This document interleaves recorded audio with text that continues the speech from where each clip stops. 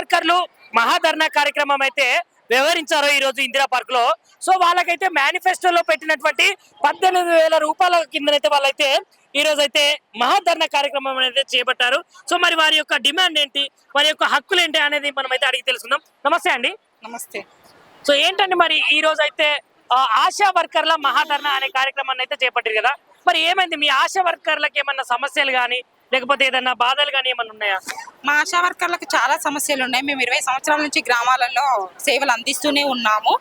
అసలు మాకు ఇప్పటి వరకు ఫిక్స్డ్ వేతనం లేదు, ఉద్యోగ భద్రత లేదు, ఏం లేదు. మేము పారితోషకాల పేరు మీదనే పనిచేస్తున్నాము. అయితే ఎలక్షన్ల ముందు కాంగ్రెస్ ప్రభుత్వము మేనిఫెస్టోలో ఆశాలకు 18,000 కనీస వేతనము, ఉద్యోగ భద్రత కల్పిస్తామని 2 హామీలను మాత్రం ఇచ్చింది. ఆ హామీలు ఇంకా 2 సంవత్సరాలు గడుస్తున్నా కూడా ఆ హామీలు నెరవేర్చలేదనేసి ఉద్దేశంతో ఈరోజు మహాధర్నా చేపట్టడం జరిగింది. సో మరి ఇప్పుడు మీరు ఎంత తీసుకుంటున్నారు? మామూలుగానైతే వాళ్ళు ఇచ్చేదానికంటే ఇప్పుడు మీకు ఎంత వస్తుంది మరి? మాకు మేము నియామకమై 20 సంవత్సరాలు అవుతుంది. మేము గతంలో ఈ కాంగ్రెస్ ప్రభుత్వం ఉన్నప్పుడే నియమించబడ్డాము ఆశాలము. ఆ కాంగ్రెస్ ప్రభుత్వంలో 11 సంవత్సరాలు పనిచేసినప్పటికీ మాకు నెల వచ్చేసరికి 500, 600, 800 రూపాయల వరకే వచ్చినాయి. అవి కూడా పారితోషకాలు, పనిని బట్టి పారితోషకము. కానీ గత ప్రభుత్వం వచ్చాక కేసీఆర్ గారు మమ్మల్ని, మా సేవల్ని గుర్తించి 9,900 వరకు ఉన్న 7 సంవత్సరాల కాలంలో 2 సార్లు పెంచి మమ్మల్ని పిఆర్సీ పరిధిలోకి తీసుకొచ్చి 9,900 వరకు తీసుకొచ్చారు. ఎందుకు ఈ కాంగ్రెస్ గవర్నమెంట్ మరి మీకు ఇచ్చినటువంటి హామీలను ఎందుకు నెరవేర్చలేకపోతుంది? అప్పుడు వాళ్ళ అవసరం కోసము, ఎలక్షన్ల కోసము, అధికారంలో రావడానికి కోసము మాయమాటలు చెప్పినారు. వచ్చిన తర్వాత వదిలేసినారు. అంటే ఇప్పుడు ఏఎన్ఎం అంటే మామూలుగా ఆశా వర్కర్లే కానీ ఏఎన్ఎంస్ కానీ అంటే మీరు లేని గ్రామాలలో పనులు జరగవు. ఎందుకంటే గర్భిణీ స్త్రీల దగ్గర నుంచి చిన్న పిల్లల వరకు చూసుకోవాల్సిన బాధ్యత, అదే విధంగా వాళ్ళకు మందులు ఇవ్వాల్సిన బాధ్యత, నెలసారిగా వారికి బాగోగులు చూసుకునే బాధ్యత అయితే మీ మీద ఉంటుంది కదా. మరి ఇలాంటి గ్రామాల్లో వండుకుంటూ సేవలు చేసేటువంటి ఆశా వర్కర్ల పైన ఎందుకు ఇంత చిన్న చూపు మరి గవర్నమెంట్? గర్భిణీ స్త్రీలు చిన్న పిల్లలని కాదండి, పుట్టిన పిల్ల కాంచెలు చనిపోయే వృద్ధుడి వరకు మా సేవలు గ్రామాలలో చాలా అవసరము. ఎందుకు నిర్లక్ష్యం చేస్తున్నారు అని అంటే దాటవేయడం కోసం, కాలయాపన చేసి వీళ్ళకి ఇవ్వకుండా ఉండడం కోసము, పైసలు మిగిలించుకోవడం కోసం అంతే. ఆశా కార్యకర్తలు ఒక డిమాండ్లు ఏంటి అని అంటే, మేనిఫెస్టోలో ఇప్పుడు కాంగ్రెస్ ప్రభుత్వం ఎలక్షన్స్ ముందు మేనిఫెస్టోలో ఆశా వర్కర్లకు ఇస్తుంది 9,000 సరిపోవు, మా ప్రభుత్వం ఏర్పడితే మేము ఖచ్చితంగా మీకు 18,000 వేతనం చేస్తామని చెప్పేసి, అలాగే ఉద్యోగ భద్రత కల్పిస్తామని చెప్పేసి మాట ఇవ్వడంతో మేనిఫెస్టోలో పెట్టిర్రు. ఇంకొకటి ముఖ్యంగా ఈ మధ్య కాలంలో ఆంధ్రప్రదేశ్ ప్రభుత్వం ఏదైతే ఆశా వర్కర్లకు రిటైర్మెంట్ బెనిఫిట్స్ కావచ్చు, పదవి విరమణ వయసు 60 నుంచి 62 సంవత్సరాలు కావచ్చు, అలాగే వేతనంతో కూడిన ప్రసూతి సెలవులు కావచ్చు, ఇలా చూసుకుంటే అక్కడ ఆంధ్రప్రదేశ్లో ఏ బెనిఫిట్స్ అయితే కల్పించిర్రో అలాగే కాంగ్రెస్ ప్రభుత్వం మేనిఫెస్టోలో పెట్టిన ఉద్యోగ భద్రత 18,000 వేతనము. ఆశాలు ఎక్కడికక్కడ చనిపోతున్నారు కాబట్టి వాళ్ళ కుటుంబాలు రోడ్డున పడకుండా మాకంటూ 25 లక్షల ఎక్స్గ్రేషియా ఇవ్వాలని, అలాగే కొత్త ఆశాల నియామకం చేపట్టాలని, పని ఒత్తిడితో ఆశాలు చాలా ఇబ్బందులు పడుతున్నారు కాబట్టి కొత్త ఆశాలను నియమించాలని, మాకు మాట ఇచ్చిన విధంగానే వాళ్ళు చేయాలని మేము కోరుకుంటున్నామండి. మళ్ళీ ఇంకోటి ఏంటంటే మా పైన ఒత్తిడి చాలా ఎక్కువైంది, వర్క్ ప్రెజర్ అనేది చాలా ఎక్కువ అయిపోయింది. ఇంకోటి ఏంటంటే డెలివరీ విషయంలో ఒక కుటుంబం మ్యారేజ్ కాగానే ఒక ఆశావాక్యాన్ని నమ్ముకుంటుంది, ఒక అత్తని నమ్ముకోదు, ఒక అమ్మని నమ్ముకోదు. ఆ అమ్మాయి ఎల్ఎంపి రాగానే ఆశక్క ఇట్లా నాకు వచ్చింది, ఏం చేయమంటావు, ఎలా ఉండమంటావు అనే కొన్ని విషయాలు మమ్మల్ని అడుగుతుంది. సరే అని మేము ఎంటర్ చేయించి ఆమెను మంచి అమ్మ కంటే ఎక్కువగా తనని మేము కాపాడుకుంటూ వస్తాము. వచ్చిన తర్వాత డెలివరీ విషయంలో తనకి సరిగ్గా న్యాయం చేయలేకపోతుంటాము. ఒక్కొక్కసారి అక్కడ మేము తీసుకొని వెళ్తాము, నువ్వెవరమ్మా రానీకి, నువ్వు చెయ్యమ్మా ఆపరేషన్ అని అంటావు. ఒక ఆశావాదిని పట్టుకుని అట్లా పేషెంట్ మీదనే అనవాయికలా ఆ పేషెంట్ ఏమనుకుంటుందా అనే జ్ఞానంగా ఆ సార్ వాళ్ళకి, అక్కడ ఉండే వాళ్ళకి ఎవరికి అవగాహన ఉండదు. చెప్పి తగిన వాళ్ళు మాకంటే పెద్ద ఆఫీసర్లు ఏం చెప్పలేకపోతుంటాం మేము. అయినా కానీ ఇట్లా మీ మీదే ఇట్లా కోపం చేసి మీకే రెస్పెక్ట్ లేదు, మా అమ్మని ఏం చేస్తారు అనేసి అంటారు. ఒక ఈసీజీ తీయకపోతే ఆపరేషన్స్ ఆపుతారు. ఒక వారం రోజులు రండి అని అంటే మేమంటే మీ కింద పనిచేస్తాం కనుక మేము వింటాం, వాళ్ళు వింటారా? అమ్మ మా పాపకి ఏమవుతుందో ఏమో. మాకు 18,000 ఫిక్స్డ్ వేతనం కావాలి. మాకు మట్టి ఖర్చు, ఒక ఆశావాయిక చచ్చిపోతే మట్టి ఖర్చులకి మాకు ఇప్పించాలి. మాకేందంటే ఇన్సూరెన్స్ మా ఎవ్వరికి లేదు, ఇన్సూరెన్స్ కల్పించాలి. ఇంకోటి ఏఎన్ఎం జిఎన్ఎం చేసిన వాళ్ళం ఉన్నాం. ఏఎన్ఎం మాకు అర్హత కలిగిన వాళ్ళకి ఏఎన్ఎం జిఎన్ఎం అర్హత ఉన్న వాళ్ళకి ఇప్పించాలి. నమస్తే అండి, మాది నల్గొండ జిల్లా ఓగోడు పిఎస్సి మాది. ఎందుకంటే మేము ఆశా వర్కర్లం అనేది పుట్టిన కానుంచి మొదలు పెడితే మేము సచ్చే వరదాకా వాళ్ళకు సేవ చేస్తూ ఉన్నాము. అంటే ప్రతి ఒక్కరికి కొత్తగా పెళ్ళైన వాళ్ళ కానుంచి కూడా మొత్తము డేట్ వచ్చిందా అనే దాని మీద కూడా మేము వాళ్ళ ఇంట్లో లేని ఆరాటం కూడా మేము చేసుకుంటూ మేము ఏఎన్సీల టార్గెట్ అని పెట్టి మమ్మల్ని బాగా బాధాకరంగా చేస్తున్నారు. ఎందుకంటే అది ఒకటి, ఏఎన్సీల టార్గెట్ ఉంటే మేము ఏఎన్సీలు తెస్తాం, కానీ లేకుండా కూడా మమ్మల్ని ఏఎన్సీలు అనే దాని మీద టార్గెట్ పెడుతున్నారు. అది ఒకటి. ఇంకోటి, బీపీ షుగర్లకు కూడా మేము ప్రతి ఒక్క ఇల్లు తిరిగి కూడా బీపీ షుగర్లను వాళ్ళ ప్రాణాలు కాపాడుతున్నాము. ప్రతి ఒక్క రోజు కూడా మాకేమో పని కొద్ది పారదోషకం అంటుర్రు. మా డ్యూటీలు ఏమో రోజు 9 కాగానే ఫోన్ వచ్చి ఇవాళ ఏ బజారు పోతున్నావు, ఇవాళ ఎక్కడ పోతున్నావు అనే దాని మీద మమ్మల్ని చేస్తున్నారు. కాబట్టి మాకు ప్రతి ఒక్కరికి 18,000 రూపాయలు ఫిక్స్డ్ వేతనం ఇవ్వాలి. ఇన్సూరెన్స్ అనేది ఉండాలి. ఎందుకంటే మాకు ఉద్యోగ భద్రత కల్పించాలి.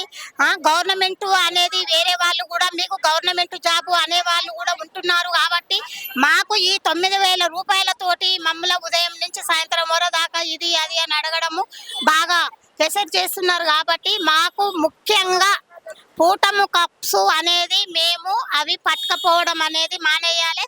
వాళ్ళకేమన్నా ఉంటే వాళ్ళు వచ్చి ఇచ్చిపోతే మేము చేయించగలుగుతాం, కానీ మీరే పట్టుకపోవాలి, మీరే చేయించాలి అనే దాని మీద మమ్మల్ని చాలా ప్రెషర్ చేస్తున్నారు.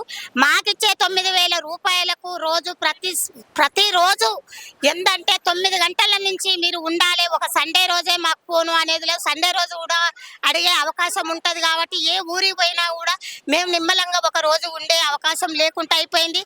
పోయినా కూడా మేము రిజిస్టర్లు ఎమ్మటే తీసుకుపోయి ఇదెక్కడ అదెక్కడ అని మమ్మల్ని చాలా చేస్తున్నారు. కాబట్టి మాకు ఉద్యోగ భద్రత అనేది కల్పించండి. 18,000 రూపాయలు ఫిక్స్డ్ వేతనం అనేది ఉండాలి.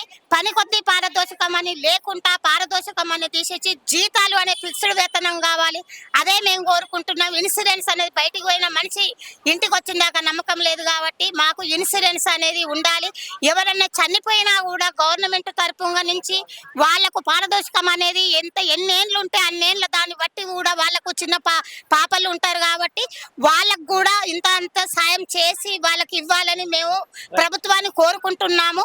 అదే మా ముఖ్య ఉద్దేశం. ఒకవేళ ఫిక్స్డ్ వేతనం 18,000 రూపాయలు ఇవ్వకుంటే మాత్రం మేమేందో ఆశాలమేందో ఇట్లనా ఆశాలు అనే దాని మీద మేము చూపించగలుగుతాం.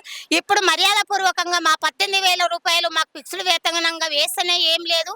తర్వాత ఆగదు మా పోరాటం ఇక ఆగదు. ఎందుకంటే ఎవరు ఆపినా కూడా ఎన్ని రోజులు మర్యాద పూర్వకంగా అడుగుతున్నాం కాబట్టి మాది ఆగదు ఆకలి పోరాటం. ఎందుకంటే ఇట్లా చేసుకుంటూ కూడా మేము ప్రతి ఒక్కరం మర్యాద పూర్వకంగా అడుగుతున్నాం. కాబట్టి మేము చేస్తున్న ఫిక్స్డ్ వేతనం 18,000 రూపాయలు ఫస్ట్ తారీఖే వేయాలని కోరుకుంటున్నాం. ఈ ధర్నా కార్యక్రమం చేయడానికి గల కారణం, ముఖ్య ఉద్దేశం ఏంటి అంటే మాకంటూ ఒక ఫిక్స్డ్ వేతనం, సో ఉద్యోగ భద్రత. ఈ కాలంలోనే చాలా మంది ఆశా వర్కర్లు చనిపోయినారు. ఆ చనిపోయిన వాళ్ళకి ఎలాంటి భద్రత లేదు. కనీసం ఒక అధికారి వెళ్ళి పలానా ఆశా వర్కర్ పలానా సెంటర్ నుంచి చనిపోయింది, ఆ చనిపోయిన ఆశా వర్కర్ని పరామర్శించే ఉద్దేశాలు లేవు. సో మాకంటూ ఒక టార్గెట్ ఏంటి అంటే ఏఎన్సీ టార్గెట్ అని పెట్టినారు. ఆ ఏఎన్సీలు అనేటివి అది మా చేతిలో కాని పని, మా సాధ్యం కాదు అనేది ఖచ్చితంగా ప్రతి ఒక్క అధికారికి తెలుసు. మా పై పనిచేసే మెడికల్ ఆఫీసర్లు కానీ పైన సార్లు కానీ ఆల్మోస్ట్ అందరికీ తెలుసు. అయినా ఏఎన్సీ టార్గెట్లతో మమ్మల్ని ప్రెజర్ చేయడం, అది మమ్మల్ని మా తలభారం చేసి మమ్మల్ని మేము కృంగ తీసుకునే విధంగా చేయడం, అది చాలా బాధాకరమైన విషయం. ఈ ఏఎన్సీ టార్గెట్లు ఒకటి స్ఫూటం బాక్స్లని, ఆ స్ఫూటం తీసుకెళ్ళినప్పుడు ఒక పేషెంట్ తను కఫం తీసుకెళ్ళినప్పుడు ఆ కఫంలో ఎన్నో బ్యాక్టీరియాలు ఉంటాయి. దానివల్ల ఇంకొకరికి సోకే అవకాశాలు ఉంటాయి. మాకు అది తీసుకుపోవడానికి మాకు ఒక సేఫ్టీ లేదు. సో మాకు గ్లవ్ అనేది మాకు తీసుకెళ్ళి సేఫ్టీ కిట్లు లేవు. సో ఆ సేఫ్టీ కిట్లు లేకుండా మేము ఆటో బస్సు అవి ఎక్కి వాళ్ళకి మేము పిఎస్సిలో సబ్మిట్ చేసి రావాలి. సో ఆ స్ఫూటం టార్గెట్లు ఏఎన్సీ టార్గెట్లు మాకు ఒక ఉద్యోగ భద్రత, ఫిక్స్డ్ వేతనం. మెయిన్ థింగ్ ఏంటంటే చనిపోయిన ఆశా వర్కర్ని పరామర్శించే ఒక అధికారి కూడా మా దగ్గరికి వచ్చిన చరిత్ర లేదు. సో అది కూడా మాకు కావాలి. ఖచ్చితంగా మేము ఈ రోజు కొట్లాడేది మాత్రం ఫిక్స్డ్ వేతనం, మాకు ఇన్ టైంలో వేతనం రావాలండి. మాకు ఇచ్చే ఆ ఇన్సెంటివ్స్ కూడా కరెక్ట్ టైంలో మేమందరము మహిళలమే పనిచేసే వాళ్ళం, మహిళా సంఘాల్లోనే ఉంటాం. సో మాకు ఇట్లా మాకు వచ్చే శాలరీ రోజులు నెలల కమానంగా ఆపితే మాకు కూడా మేము చిట్టీలు కట్టుకోవడానికి ఇబ్బంది అవుతుంది కదా, మాకు కూడా ఈఎంఐలు ఉంటాయి. మా వచ్చే జీతం మీద కొంతమందికి భర్తలు లేని వాళ్ళు ఉన్నారు. అలా సంపాదనతో పాటు ఈ సంపాదనతో పిల్లలు చదివించుకోవాలి, ఇల్లు కుటుంబం ఎలా తీసుకోవాలి. సో ఇలాంటి పరిస్థితుల నుంచి దాటుకొని మేము ఇంత సర్వీస్ చేస్తున్నాము ప్రజలకి. మేము చేసేది మా కుటుంబానికో మా బంధువులకో కాదు కదా, మేము గవర్నమెంట్ కి చేస్తున్నాం సర్వీస్. గవర్నమెంట్ కి చేసినప్పుడు అదే గవర్నమెంట్ మమ్మల్ని గుర్తించి మాకు కనీస వేతనం 18,000 వేతనం చేయాలని గవర్నమెంట్ నేను కోరుకునే ఈ అవకాశం ఇచ్చినందుకు thank you. Jendaram PSC Mancherial district. నా పేరు స్వరూప, నాది చింతగూడ నా ఏరియా. నేను చింతగూడలో వర్క్ చేస్తా.